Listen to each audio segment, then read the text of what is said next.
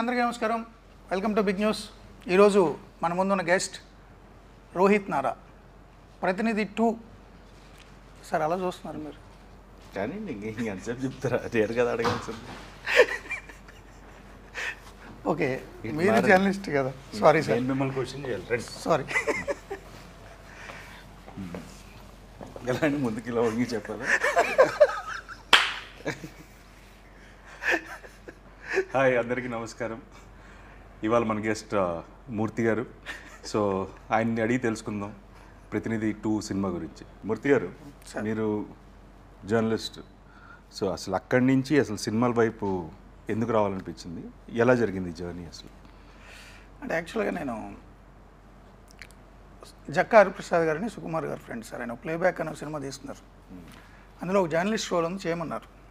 But నేను యాక్టర్ని కాదు, నాకు సంబంధం లేదంటే లేదు న్యాచురల్గా మీలాగే ఉండాలి, ఆర్టిస్ట్ని పెడితే మళ్ళీ డౌట్ వస్తుంది అని ఆయన సుకుమార్ గారు స్కూల్ అందరూ కలిపి నన్ను మాట్లాడి నన్ను ఒప్పించి అందులో యాక్ట్ చేయించారు జర్నలిస్ట్. అప్పుడు ఇది పట్టింది, ఈ దురద. యాక్టింగ్ నుంచి డైరెక్ట్గా సినిమా తీసాడు. అలా అలవాటయ్యి అన్ని 24 క్రాఫ్ట్స్ అవన్నీ అబ్జర్వ్ చేసిన తర్వాత సో జర్నలిస్ట్ని హీరోగా పెట్టి సినిమా తీయాలనిపించింది. ఒకరోజు మీ పుట్టినరోజు నాడు 2 ఏళ్ల క్రితం కలిసాం మిమ్మల్ని. మీ సినిమాలు చాలా చూశాను నేను. నాకు మీ సినిమాలు ఇష్టం. మీ స్క్రిప్ట్ సెలెక్షన్ కానీ, మీ సెటిల్డ్ పర్ఫార్మెన్స్ కానీ, వాయిస్ కానీ. సో మీతో నేను ఒక 1-2 అవర్స్ మాట్లాడుకున్నాం మనం ఆ రోజు. అప్పుడు నాకు అనిపించింది, మిమ్మల్ని అబ్జర్వ్ చేశా. అంటే యాక్చువల్గా ఇలా కూర్చున్నా, మీరు అటు కూర్చున్నారు, వెనక వర్షం, మబ్బులు, మేఘాలు, ఉరుములు సిలౌట్లో కనిపిస్తున్నారు, గొంతు మాత్రం వినిపిస్తుంది ఒక బేస్ వాయిస్తో. అది కూడా చాలా సీరియస్ సబ్జెక్ట్ ఏదో చెప్తున్నారు మీరు ఆ రోజు నాకు. సో అనిపించింది, జర్నలిస్ట్ని హీరోగా పెట్టి సినిమా తీస్తే correct personality, correct voice, impact ఎక్కువ ఉంటుంది, జనాలకు రీచ్ అవుతుంది ఈ వాయిస్తో అనిపించి ఆ రోజు మీతో అన్నాను నేను, సార్ మిమ్మల్ని పెట్టి సినిమా తీస్తాను. మీరు చాలా సరదాగా అనుకుని వదిలేశారు. అంటే సినిమా తీస్తారంటే సరే, ఎప్పుడో తీస్తారేమో అనుకున్నాను. 1 ఇయర్లో బౌండ్ స్క్రిప్ట్ తీసుకొస్తారనుకున్నాను. సో మీకు అది నచ్చి నన్ను డైరెక్ట్ చేయమండం, నమ్మడం నిజంగా థ్యాంక్స్ సార్. నా డ్రీమ్ 25న బిగ్ స్క్రీన్ మీద చూస్తున్నా. అంటే ఫస్ట్ టైం డైరెక్టర్కి, అసలు సినిమాతో ఎక్స్పీరియన్స్ లేనివాడికి కథ చెప్పిన తర్వాత మీరు నన్ను నమ్మి ఇంత పెద్ద ప్రాజెక్ట్ ఓకే చేశారంటే, కంబ్యాక్ మూవీ, నిజంగా చాలా థ్యాంక్స్. లేదండి, అంటే మీరు the way you wrote the script కానీ, ఎలా తీద్దాం అనుకుంటున్నారని చూపించిన విధానం కానీ, so I thought you'll do justice. And నేను చూసినప్పుడు I felt very happy that అంటే మీరు రాసిన కథ మీరే, I think you'll do better justice అనే ఫీలింగ్ ఉండేది. And you have done justice to this film. Thank you, నన్ను నమ్మినందుకు థ్యాంక్స్ సార్. మూర్తి గారు, మీరు ఫస్ట్ లుక్ రిలీజ్ చేసినప్పుడు Jan 25th వేశారు.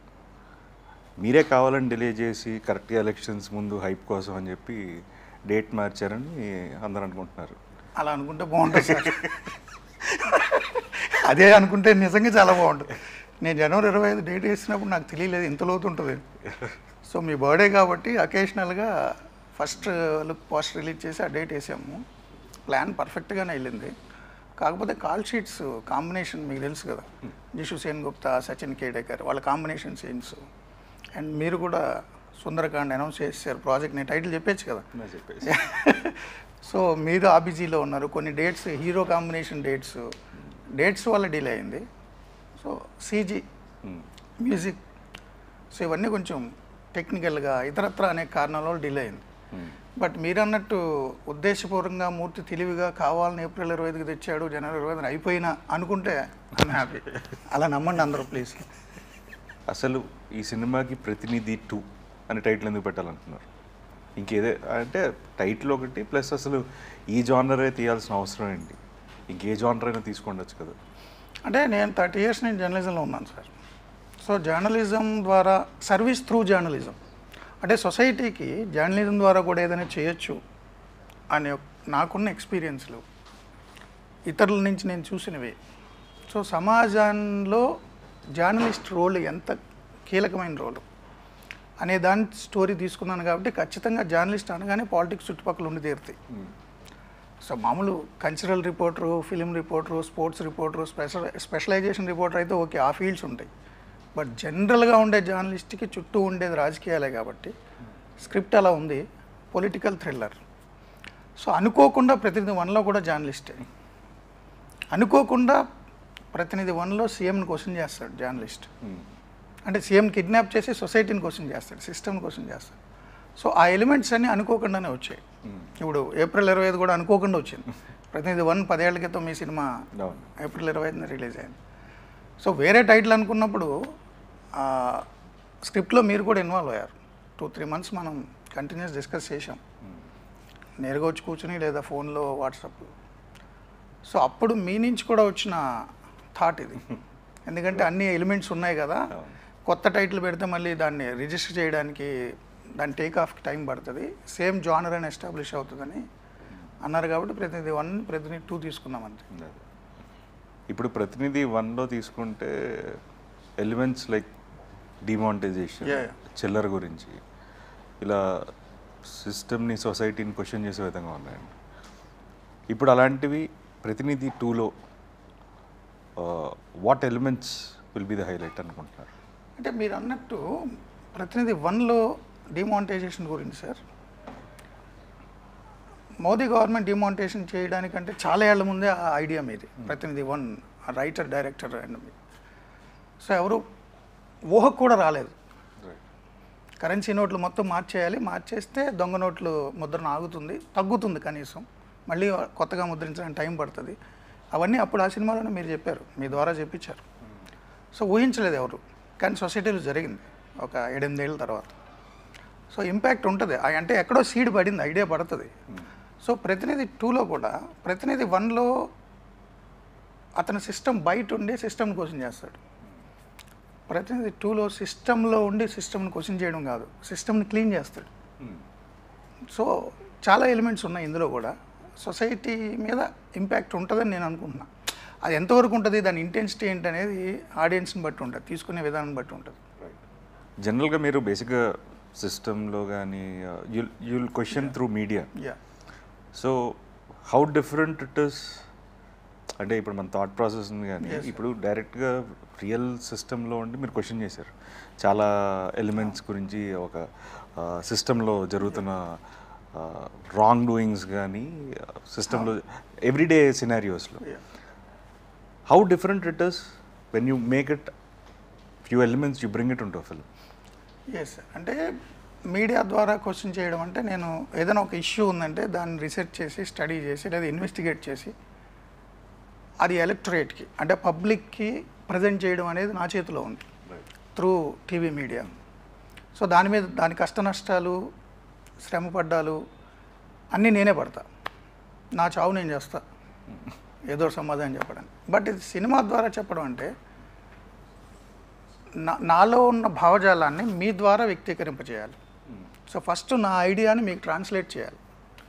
సో దాన్ని మీరు ఓన్ చేసుకోవాలి, మీరు ఇన్వాల్వ్ అవ్వాలి, అండ్ ఆల్ డిపార్ట్మెంట్స్ ఇన్వాల్వ్ అవ్వాలి. నేను ఏం చెప్తున్నాను అనేది ప్రజలకి, మామూలుగా అయితే టీవీ కెమెరా ముందు నుంచి నేను 9 o'clock నేను చెప్పేస్తా, నేను చెప్దాం అనుకుని నేను చెప్తా, దాని రిపర్కషన్ నేను ఎదుర్కొంటా.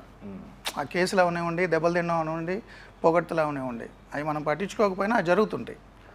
సో మొత్తం నా చావు నాదే, దానికి పురోహితుని కూడా నేనే. బట్ సినిమా అలా కాదు. సినిమా కొన్ని 100 మందిని ఇన్వాల్వ్ చేయాలి. ఐడియా మాత్రం నాది, దాన్ని ప్రజెంట్ చేసేది మీరు, అదర్ ఆర్టిస్టులు. దాన్ని అంత అందంగా చూపించేది డిఓపి నాని లాంటి వాళ్ళు. దానికి బ్యాక్గ్రౌండ్ మొత్తం అంతా కూడా ఆర్ట్. సో మ్యూజిక్, మామూలుగా టీవీలో నేను చెప్పేటప్పుడు నాకేం బ్యాక్గ్రౌండ్ బీజిఎం ఉండదు, నా వాయిసే. బట్ సినిమాకి ఒక బీజిఎం ఉండాలి, దానికి సాంగ్స్ ఉండాలి. సో చాలా ఎఫర్ట్, కొన్ని 100 మందితో పనిచేయాలి. అంటే నోరు మీది, మాట నాది. సో మనసు నాది కానీ ఆలోచన మీది. సో అట్లా చాలా ఇంటర్లింక్తో ఉంటుంది సినిమా. చాలా కష్టం అని నాకు అనిపించింది, తెలిసింది. అంటే లోతు తెలియలేదు ముందు దూకేసేటప్పుడు. బట్ లక్కీగా ప్రొడ్యూసర్స్, మీరు అందరూ ఫ్రెండ్స్ అవ్వడం వల్ల నేను చాలా ఈజీగానే ఈత కొట్టగలిగా. కొంచెం ఇబ్బంది ఉన్నా, బట్ స్విమ్మింగ్ పూల్లో ఈత కొట్టడం నేర్చుకుంటే చచ్చిపోడు కదా, పట్టుకుని లేపుతాడు కదా ట్రైనర్. అదే కృష్ణానదిలో అయితే ఏమైనా మింగేవాడో మునిగిపోతామో తెలియదు. సో నాకు స్విమ్మింగ్ పూల్లో ఈత నేర్చుకున్నట్టుగా అనిపించింది మీ అందరి సహకారంతో. సో బాగా చెప్పానని అనుకుంటున్నా. 25th చూద్దాం. ఓకే మీ టీమ్ హెల్ప్ ఇదంతా ఓకే అండి, బట్ మీ పరంగా మీరు ఎలాంటి రీసెర్చ్ చేశారు టు స్టోరీ టెల్లింగ్కి? మీ మీ మీ వంతు మీరు ఏం చేశారు? అంటే ఓకే బేసిక్గా మిగతా all are like they are like your support system, but original idea is yours. ఎలా ప్రజెంట్ చేయాలి కానీ ఏదైనా అది మీ ఐడియా. సో దానికి మీరు ఎలాంటి అంటే because like you are completely from a different world, మీరు అసలు వేరే ప్రపంచం. సో మీరు దానికోసం మీరేం చేశారు? అంటే నాకు మీతో ఆ రోజు మీతో సినిమా చేస్తాను సార్ అని చెప్పి వెళ్ళిపోయిన దగ్గర నుంచి నేను స్టోరీ మీద వర్క్ చేశాను. డైరెక్టర్ అని నేను అనుకోలే, మీరు ప్రొడ్యూసర్స్ నన్ను డైరెక్ట్ చేయమన్న తర్వాత ఓకే, కానీ బట్ నేను స్క్రిప్ట్ మీద చాలా వర్క్ చేశాను, నేను చాలా రీసెర్చ్ చేశాను. హాలీవుడ్ మూవీస్ నుంచి మన తెలుగు మూవీస్ వరకు అసలు బేసిక్ స్క్రిప్ట్ ఏంటి, వన్ లైన్ ఆర్డర్ ఏంటి, ఒక ఐడియా జనరేట్ అయినప్పుడు అక్కడి నుంచి వన్ లైన్ ఆర్డర్కి ఎలాగ వస్తుంది, ఆ తర్వాత స్టోరీకి ఎలా మారుతుంది, అన్ని ఎలిమెంట్స్ ఎలాగే ఉంచాలి. సో డైలాగ్స్ దగ్గర వరకు కూడా నేను అన్ని మూవీస్ని అబ్జర్వ్ చేసి, హాలీవుడ్ మూవీస్ని తెలుగు మూవీస్ వరకు, అండ్ అనేక మంది డైరెక్టర్లు రైటర్ల ఇంటర్వ్యూలు చూసి, బుక్స్ చదివి ప్రాపర్ సినిమా ఎలా ల్యాండ్ అవ్వాలి అనే దానికి 5-6 months వర్క్ చేశాను. దానికి అనుగుణంగా నేను మీ దగ్గరకు వచ్చి స్క్రిప్ట్ చెప్పాను. అప్పుడు మీరు మళ్ళీ చాలా కరెక్షన్స్ చెప్పారు. ఇంటర్వెల్ బ్యాంక్ ఎలా ఉండాలి, ఫస్ట్ 10 minutesలో ఒక షాకర్ ఉండాలి. సో ఈ డైనమిక్స్ ఉన్నాయి కదా, ఈ డైనమిక్స్ అన్ని స్టడీ చేసి దానికి అనుగుణంగా ప్రిపేర్ చేసి, అండ్ లైటింగ్ ఎలా ఉండాలి, మూడ్ ఎలాగా ఎలివేట్ చేయాలి, వెనక సీనరీ ఎలా ఉండాలి. ఇప్పుడు suppose interrogation room, so interrogation రూమ్లో సబ్జెక్ట్ ఏంటి, ఆబ్జెక్ట్ ఏంటి, ఏ లైటింగ్ ఎలా చేయాలి, ఇవన్నీ కూడా స్టడీ చేశాను. కేఆర్ఆర్ స్కూల్ మన కె రాఘవేంద్రరావు గారు వీడియో లెసన్స్ పెట్టారు. ఆయన అసిస్టెంట్ డైరెక్టర్ నుంచి డైరెక్టర్ వరకు ఎలా చేయాలి అవి చూసా, అండ్ హాలీవుడ్ డైరెక్టర్లు వీడియో లెసన్స్ కూడా చూసా. ఒక 5-6 నెలలు రీసెర్చ్ చేసి మీ దగ్గరకు వచ్చేసారు. బట్ మంచి టీం దొరికింది కాబట్టి నాకు కెమెరా కానీ అదంతా సపోర్ట్ సిస్టమ్ అండి, but basic ideology it's the director's. So thought process directors, మేమందరం ఏంటంటే ఒక ఇన్పుట్ ఇవ్వగలుగుతాం తప్ప it is end of the day it's your call. అదే, but I think all that homework has help. Homework చేశా, చాలా homework చేశా. అది కనపడుతుందండి. అంటే డెఫినెట్లీ ఇంట్రాగేషన్ సీన్స్లో కానీ like staging of the film, దాంట్లో ఇట్స్ డెఫినెట్లీ విజిబుల్. అంటే మీరు అబ్రాడ్లో యాక్టింగ్ అది నేర్చుకొచ్చారు. యాక్టింగే కాదు, మీరు కెమెరా లైటింగ్ వాటి మీద కూడా మీరు చదువుకుని వచ్చారు. సో ఇట్లాంటి ఎడ్యుకేటెడ్ ఆ పర్టికులర్ ఫీల్డ్లో అబ్రాడ్ నుంచి చదువుకున్న వ్యక్తులైన మీతో, and senior Kiran Kumar Manne art senior, and co director Subbarao, so చాలామంది సీనియర్లతో నేను పని మొదలుపెట్టా. నేనే మోస్ట్ జూనియర్ ఎవడరా అంటే ఈ ఫిల్మ్లో నేనే. అవును, యాక్చువల్గా సినిమా పరంగా నేనే జూనియర్ని, బట్ డైరెక్టర్ చేశాను.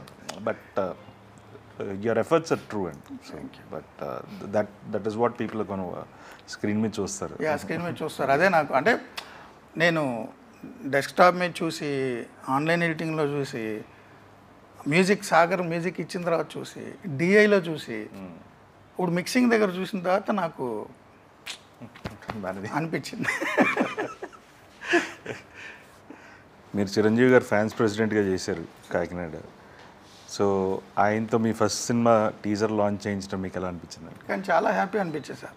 అంటే గోదావరి జిల్లాలో ఉన్న యువకులు అప్పుడు 90s ఆ టైంలో చొక్కాలు చెప్పుకుని సినిమాకి బ్యానర్లు కట్టి పోస్టర్లు అతికిచ్చి, గోదావరి జిల్లాలే కాదండి, అంటే అక్కడ ఇంకా చాలా ఎక్కువ ఇంపాక్ట్ ఉంటుంది. మా తిరుపతిలో కూడా ఎక్కువ. మీరు కూడా అదే అనుకోండి, చిరంజీవి ఫ్యాన్. సో చిరంజీవి గారి సినిమాలకి బ్యానర్లు కట్టి పోస్టర్లు అతికిచ్చి 100 రోజుల పండగకి బైకులు అమ్ముకొని ఇంకా చాలా చేస్తారు కదా ఫ్యాన్స్. అట్లా చేసినప్పటి నుంచే సినిమాకి సంబంధించి ఉంది, మైండ్లో బాడీలో సినిమా అనేది ఒకటి ఉంది. బట్ అప్పుడు చదువుకున్న దాని పరంగా జర్నలిజం, టీవీకి వెళ్ళిపోయా. బట్ బిగ్ స్క్రీన్ అనేది ఎప్పటికీ రాత్రిపూట చాలా సినిమాలు వస్తాయి కళ్ళలో సినిమాకి సంబంధించి. సో అలాంటిది ఆ సినిమా మీ ద్వారా, నా ఫ్రెండ్స్ ద్వారా, అందరి ద్వారా ఆ తెర మీద నిజం అవుతున్న మొదటి సినిమాకి ఆయన టీజర్ లాంచ్ చేయడం మెగాస్టార్ గారు, అది నిజంగా చాలా హ్యాపీ, చాలా హ్యాపీ అనిపించింది. నా ఫ్రెండ్స్ చాలామంది అంటే మేమందరూ కలిసి ఫ్యాన్స్ ఉన్నప్పుడు ఫ్యాన్స్ అసోసియేషన్లో వాళ్ళు ఇప్పుడు కూడా అరే గూస్ బంప్స్ మూమెంట్ రా, నువ్వు బాస్తో టీజర్ లాంచావు, నీ సినిమా టీజర్ లాంచ్ చేయించావు అంటే నా school mates fans association friends WhatsApp గ్రూపులు ఉంటాయి. సో వాళ్ళు నన్ను మినీ మెగాస్టార్గా చూస్తారు. నేను మెగాస్టార్తో టీజర్ లాంచ్ చేయించాను, అది మంచి ఫ్యాన్ మూమెంట్ అది. బట్ అనుకోకుండా మా హీరో కూడా చిరంజీవి అంటే ఇష్టం. ఎనీ తెలుగు సినిమాలో he is like undisputedly one of the Chiranjeevi గారు అంటే ఇష్టపడిన వాళ్ళు ఎవరు ఉంటారు అనుకోండి, బిగ్గెస్ట్ స్టార్ అండ్ ఆయన యాక్టింగ్ వైజ్ కానీ everything. So even first comedy timing అది మీవి కూడా నాకు అలా అప్పుడప్పుడు అనిపిస్తుంటాయి, కొన్ని కామెడీ టైమింగ్ పడుతుంటుంది, బాస్ కనిపిస్తుందిరా. ఆయన the way he received us also is like very pleasant and true. ఇప్పుడు సినిమా అనేది జనరల్గా ఇట్స్ మీన్స్ ఆఫ్ ఎంటర్టైన్మెంట్ అండి. అంటే ఎంతవరకు సినిమాల్లో మనం చెప్పే సోషల్ ఇష్యూస్ కానీ సోషల్ రిలేటెడ్ ఐడియాలజీ కానీ ఎంతవరకు జనాల్లో రిఫ్లెక్ట్ అవుతుంది, how much it will create an impact? అంటే సార్ మొత్తం ఏదో సినిమా ఏదో ప్రపంచాన్ని మార్చేస్తుందని అనడం ఎంత అబద్ధమో, సినిమా ఇంపాక్ట్ ఏమి ఉండదు అనుకోవడం కూడా అంతే అబద్ధం. చాలామంది అంటే సినిమా అనేది ఒక మీడియంగా చూస్తే అంతకుముందు అందుబాటులో లేనప్పుడు, సినిమా అందుబాటులో లేనప్పుడు కానీ, ఇంత విస్తృతంగా అందుబాటులో లేనప్పుడు కానీ పుస్తకం అనేది చాలా ఇంపాక్ట్ చూపించేది ప్రజల మెదడుల్లో. చాలామంది యువకులు పుస్తకాలు చదివి చాలా ఇన్ఫ్లుయెన్స్ గురైన వాళ్ళు ఉన్నారు. ఆ పుస్తకాల ద్వారా ప్రభావితమై నేను డాక్టర్ని అవ్వాలి, నేను ఇంజనీర్ని అవ్వాలి, లేదా సో అండ్ సో నేను క్రికెటర్ని అవ్వాలి. కొంతమంది ఆటోబయోగ్రఫీస్ చదివి ఇన్ఫ్లుయెన్స్కి గురయ్యి దానికి రీచ్ అయిన వాళ్ళు చాలామంది ఉన్నారు. అంటే ఒక సిరా చుక్క 1000 మెదడుల్ని కదిలిస్తుంది. సో పుస్తకం అంత వాల్యూ ఉంది. ఇప్పుడు దానికి ఎక్స్టెండెడ్ మీడియం సినిమా అనేది కానీ టీవీ కానీ. సో దీని ఇంపాక్ట్ ఉంటుంది. బట్ ఇది జీవితాలు మార్చేస్తుంది అంటే మార్చకపోవచ్చు. బట్ సినిమాయే జీవితంగా మారిపోయిన వాళ్ళు చాలామంది ఉన్నారు. సినిమాలు చూసి పెద్ద పెద్ద కెరీర్లు వదిలేసుకుని అమెరికాలో కెరీర్లు వదిలి వచ్చేసి ఇక్కడ డైరెక్టర్లు ఉన్నారు, ఎంతమంది లేరు. వాళ్ళ నరనరాల్లో సినిమా ఉంది.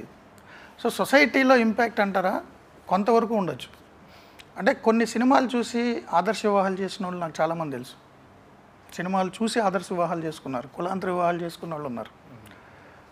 సినిమాలు చూసి చాలామంది కళాకారులుగా మారిన వాళ్ళు ఉన్నారు. బట్ మనం ఇచ్చే మెసేజ్ ఓరియంటెడ్ పని కట్టుకుని మెసేజ్ ఇస్తానరా అంటే ఎక్కదు.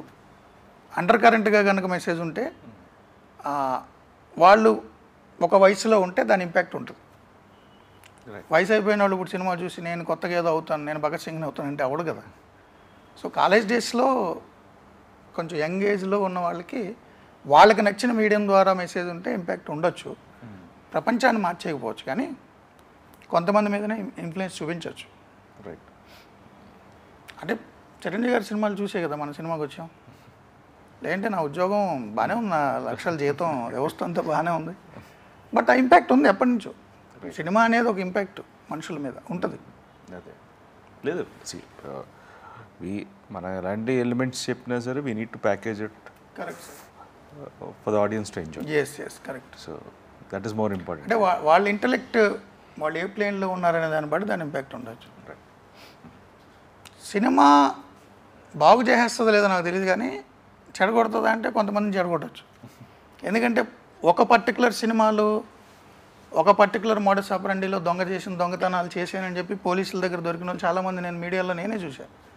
ఆ సినిమాలో వాడు ఎలా దొంగతనం చేశాడు అలా నేను చేశాను అంటాడు వాడు వచ్చి. సో అలాంటివి ఉండొచ్చు.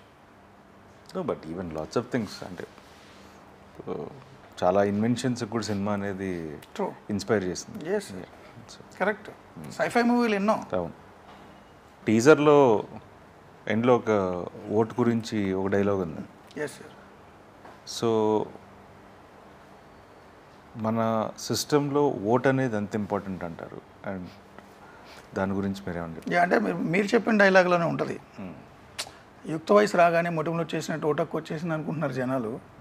దానికోసం ఎంతమంది చచ్చిపోయారు, ఎన్ని పోరాటాలు చేశారు, ఎన్ని త్యాగాలు చేశారో వాళ్ళకి అర్థం కాదని. నిజంగానే టెరనీలో ఉన్నప్పుడు ఓ డిక్టోరియల్ పాలనలో ఉన్న ప్రజలకు తెలుస్తుంది ఓటు విలువ ఏంటనేది. మన వాళ్ళకి తెలియకపోవచ్చు. ఆ ఓటు హక్కు సాధించడం కోసం కొన్ని తరాలు ప్రాణాలు కోల్పోయాయి. కొన్ని తరాలు త్యాగాలు చేయాల్సి వచ్చింది అనేక దేశాల్లో. ఇంత మోడర్న్ నేషన్, అత్యంత అభివృద్ధి చెందిన అమెరికా అని చెప్తాం. అమెరికాలో ఉమెన్కి ఓటు రావడానికి చాలా దశాబ్దాలు పట్టింది. అమెరికాలో ఇప్పటివరకు ఉమెన్ ప్రెసిడెంట్ కాలేదు. బట్ మన దేశంలో ఇందిరాగాంధీ ఎప్పుడో ప్రధాని అయ్యారు, పక్కన పాకిస్తాన్లో ఎప్పుడో ప్రధాని అయ్యారు, బెంజీర్ భుట్టో వాళ్ళు, ఆ పక్కన సిరిమావ బండారు నాయక్ శ్రీలంకలో ఎప్పుడో ప్రధాని అయ్యారు.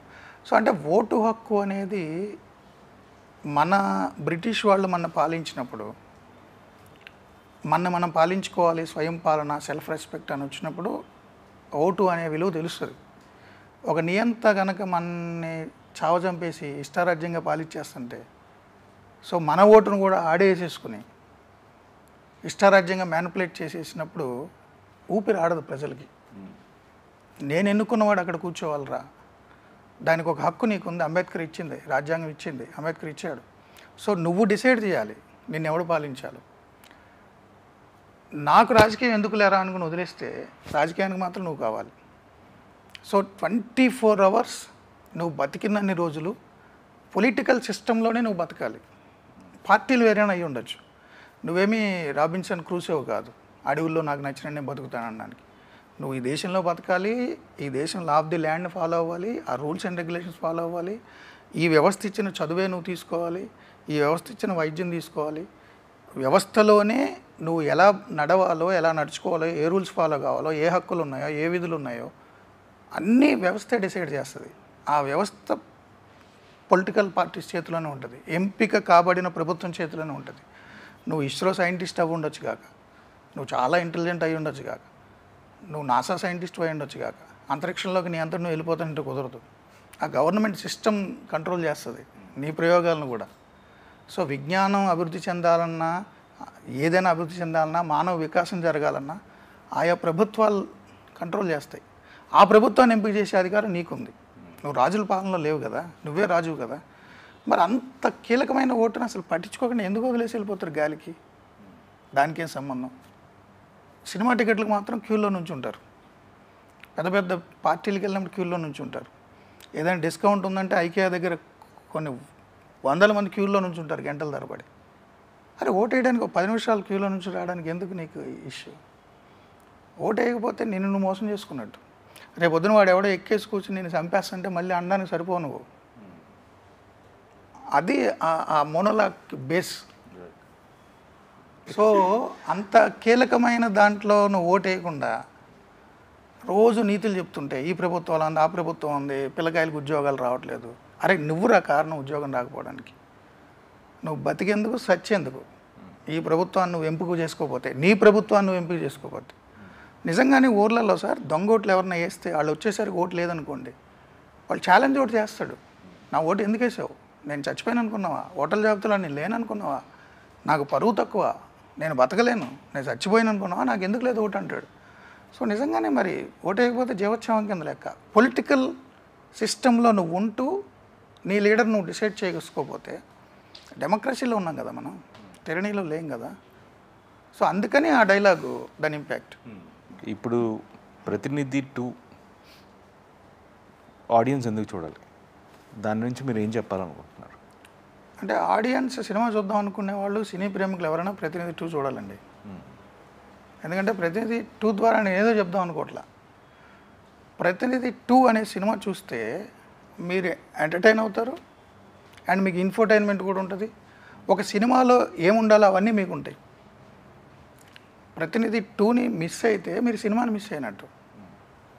దాని తర్వాత దాని ఇంపాక్ట్ ఎలా ఉంటుంది, ఏమొచ్చింది, అవన్నీ నాకు సంబంధం లేదు. నేను ఒక సినిమా తీసా, మీరు సినిమా ప్రేమికులు చూడండి, మంచిగా ఉంటుంది. టీజర్ రిలీజ్ అయిన తర్వాత, లేకపోతే ఫస్ట్ లుక్ అప్పుడు కానీ సోషల్ మీడియాలో కొన్ని దగ్గరలో ఏంటంటే, బికాజ్ లైక్ మిగతా సినిమాలు వచ్చాయి, so lots of people are comparing these to other films and saying this is also propaganda film. దాని గురించి మీరేమంటారు? అంటే ప్రోపగండా మూవీసే తీయించుకోవాల్సి నేనెందుకు, వాళ్ళకి చాలా పెద్ద పెద్ద కమర్షియల్ డైరెక్టర్ బోల్డ్ మంది ఉంటారు. నిజంగానే మీరు చెప్పిన ఆ పేర్లు ఏమున్నాయో అలాంటి డైరెక్టర్లతో తీయించుకుంటారు యువతల నుంచి కూడా. సో ప్రోపగండా మూవీ తీయడం కోసం నేను 2 years కష్టపడాల్సిన పని లేదు. అండ్ ఒకరికి ప్రోపగండా చేసేంత పరిస్థితిలో నేను లేను, ఆ అవసరం నాకు లేదు, ఆ లక్షణం కూడా నాకు లేదు. బట్ నారా రోహిత్ టీవీ5 మూర్తి అనేసరికి ఆ సోషల్ మీడియాలో ఎవరు అట్లా చేస్తున్నారేమో. మనది ప్రోపగండా మూవీ కాదు, పొలిటికల్ థ్రిల్లర్. ఈ జానరే సెపరేట్. మీరు లూసిఫరు, గాడ్ ఫాదరు, ఒకే ఒక్కడు, చాలా సినిమాలు ఉన్నాయి కదా, లీడర్, అవేం ప్రోపగండా మూవీస్ కాదు కదా. సో మంది కూడా అంతే, ప్రోపగండా మూవీ కానే కాదు, మంచి సినిమా. సినీ గోయర్స్, సినీ లవర్స్ ఇష్టపడే సినిమా, పార్టీలకు అతీతంగా, రాజకీయాలకు అతీతంగా. Perfect professional commercial political thriller. ఏ పార్టీని భుజానెత్తుకోలేదు, ఏ పార్టీ కాడికి పడేయలేదు, పార్టీలతో మనకు పనే లేదు, ఆ లీడర్లతో కూడా పని లేదు. క్యారెక్టర్లు అంతే. ఈ క్యారెక్టర్లు ఏ రిజంబ్లెన్స్ ఉండదు. బట్ ఎవరైనా భుజాలు తడువుకుంటే నాకు సంబంధం లేదు, ముందే తడివేసుకుంటే అసలు సంబంధం లేదు. సినిమా చూడకముందే డిసైడ్ చేస్తే నేనేం చేయలేను. సినిమా చూసిన తర్వాత కూడా ఆ ఫీలింగ్స్ రావు. మంచి సినిమా తీసేయడానికి ఉంటారు అంతే. ఇప్పుడు ప్రతినిధి 2 తీశారు. ఫ్యూచర్లో మీరు చేసే సినిమాలు కూడా ఇదే జానర్ మీద మీ ప్రొఫెషన్కి సంబంధించి ఉంటాయా, లేకపోతే చిరంజీవి గారి ఫ్యాన్ లాగా వేరే మల్టిపుల్ జానర్స్ ఏమైనా ట్రై చేస్తారు కమర్షియల్ సినిమాలు? అంటే సార్, ఆ వర్షం కురిసిన రాత్రి మీ పుట్టినరోజు నాడు ఆ సిలౌట్ షాట్లో మీరు మాట్లాడిన కంటెంట్ సీరియస్ కంటెంట్. మీ ఆ సిలౌట్లో ఆ ఉరుములు మెరుపుల మధ్యలో సొసైటీ గురించి మీరు మాట్లాడారు. అప్పుడు నాకు వచ్చిన స్పార్క్లో మీ ప్రతినిధి అయ్యి చూసా. నాలో నేనేనా సోలో లాంటి సినిమాకి సంబంధించిన టాపిక్ మాట్లాడితే అప్పుడే నేను పాటలు తీసేవాడిని, లవ్ సాంగ్. లేదు, ఇప్పుడు సుందరకాండ వచ్చింది మీది, ఆ డైలాగ్ అద్భుతంగా ఉంది. మణిరత్నం గీతాంజలి, సిద్ధు బొమ్మరిల్లు, ఏం మాయ చేసావే, గౌతమ్, ఇవన్నీ గురించి చెప్పారు కదా, పవన్ కళ్యాణ్ గారి ఖుషి. సో ఈ టీజర్ నేను అప్పుడు చూసుంటే నేను కూడా లవ్ సినిమాకి వచ్చేవాడిని, ఈ జానర్కి. సో పర్టికులర్గా జర్నలిజం పొలిటికల్ తీయాలని ఏం లేదు, అన్ని జానర్లు ఉంటాయి. చిరంజీవి గారి ఫ్యాన్ కాబట్టి ఆ comedy timing, love, dance numbers అన్నీ ఉండే జానర్లు తీస్తే, ఒకే జానర్ తీస్తే అది సినిమా నాకు అనిపించదు. ఎప్పుడు ఒకే జానర్ ఫిక్స్ అవ్వకూడదు. బట్ ఆ వర్షం కురిసిన రాత్రి మీరు మాట్లాడిన టాపిక్ కాబట్టి ఇది పొలిటికల్గా థ్రిల్లర్గా వచ్చింది. సుందరకాండ చూసిన తర్వాత నా ఒపీనియన్ మరి మీ మీద కూడా, మీతో కూడా నేను లవ్ సినిమా తీస్తానేమో. ఓకే మూర్తి గారు, 25th రిలీజ్ అవుతుంది. సో మీరు ఆడియన్స్కి ఏం చెప్పాలనుకుంటున్నారు? 25th చూసిన ఆడియన్స్ నాకేం చెప్తారని ఎదురు చూస్తున్నా. నేను చెప్పాల్సిన సినిమాలో చెప్పేశా. సో ఆడియన్స్ చూసి చెప్తారని చూస్తున్నా. సో లెట్స్ సీ 25th ఎలా ఉండబోతుందో. అండ్ థ్యాంక్ యూ మూర్తి గారు. అండ్ చూస్తూనే ఉండండి సార్. నేను అదే అలవాటు పడ్డ ప్రాణం కదా, కంక్లూజన్ నేను నన్ను చెప్పనివ్వండి సార్. సార్ కానీ సార్ కంక్లూజన్ చెప్పే ముందు ఒక క్వశ్చన్ అడగాలి, మళ్ళీ నాలో జర్నలిస్ట్ వచ్చేసాడు కాబట్టి. సరే, ప్రతినిధి 2 చేశారు, నన్ను అడిగారు మీరు ఈ జానరే చేస్తారు, ఇంకే జానర్ చేయరా అని. ఈ సినిమాలో కూడా మీరు ఇష్టపడే లవ్ సాంగ్ పెట్టాను కదా సార్. నేను పెట్టారు, నేను ఇష్టపడేది కాదండి కథ. అంటే మీరు సోలో లాంటి జానర్ ఎంతో కొంత నేను పెట్టాను. మీ సుందరకాండ అంత కాకపోవచ్చు. ఏంటి సుందరకాండ అసలు, ఎట్లా ఈ సబ్జెక్టు? నాకైతే చాలా బాగుంది teaser. It's new age love story అండి.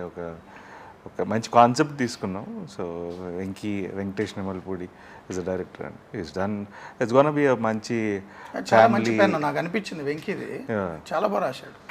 ఒక మంచి ఫ్యామిలీ ఎంటర్టైనింగ్ ఫిల్మ్ అవుతుంది అది. సో అంటే రోహిత్ గారికి ఒక ఫిమేల్ ఫ్యాన్ బేస్ ఉంది, మీ సోలో బాను అవన్నీ చూసిన. సో వాళ్ళు సాటిస్ఫై అవుతారు మళ్ళీ సుందరకాండ్ ద్వారా. హోప్ సో అండి. ఐ థింక్ అంటే but it will definitely be a very good family. మీ బేస్ ఏదైతే ఉందో వాళ్ళు నన్ను తిట్టుకోకూడదని నేను ఆ ఎలిమెంట్ కూడా టచ్ చేశాను. నా బేస్ అదేం లేదండి. I try different genre. అంటే చేశారు మీరు, అసురా చేశారు, ప్రతినిధి చేశారు. ఇప్పుడు నెక్స్ట్ కూడా అంతే అండి. ఆఫ్టర్ సుందరకాండ ఇంకో ఫిలిం ఒకటి పీరియడ్ డ్రామా చేస్తున్నాం వర్ధన్ అనే డైరెక్టర్తో. సో ఈవెన్ దట్ అది స్టార్ట్ అవుతుంది. So it's like multiple genres అండి. ఒక పర్టికులర్ ఇది జానర్ అనేది అయితే ఏం ఫిక్స్ అవ్వలేదండి. కథ బాగుంటే చేస్తాను. అంటే మీకున్న టైటిలే అది కదా, స్క్రిప్ట్ మాస్టర్ అని. మంచి స్క్రిప్ట్లు సెలెక్ట్ చేసుకుంటారని. గాడ్స్ గ్రేస్ మంచి స్క్రిప్ట్స్ వచ్చాయి. సార్, మీ జర్నీ గ్యాప్ లేకుండా 2 ఏళ్ళు అనుకున్నారు, కరోనా వచ్చింది కాబట్టి ఎక్స్టెండ్ అయింది అన్నారు. గ్యాప్ లేకుండా కంటిన్యూస్ సంవత్సరానికి 2-3 సినిమాలు వస్తాయని అనుకుంటున్నాను. ఎందుకంటే మీ లైన్ అప్ అలా ఉన్నాయి. 2 ఫిల్మ్స్ అయితే కన్ఫర్మ్ అండి, అంటే ఇక్కడి నుంచే, but want give quality films అండి. గ్రేట్. సో ఏదో చేసే అంతకుముందు మధ్యలో I was not satisfied with what I did. So ఈసారి నుంచి కొంచెం ఒళ్ళు దగ్గర పెట్టుకొని మంచి కథలు ఎంచుకుంటున్నాను. Yes sir, thank you so much thank అండి. You so much. సో చూడండి ప్రతినిధి 2. Thank you.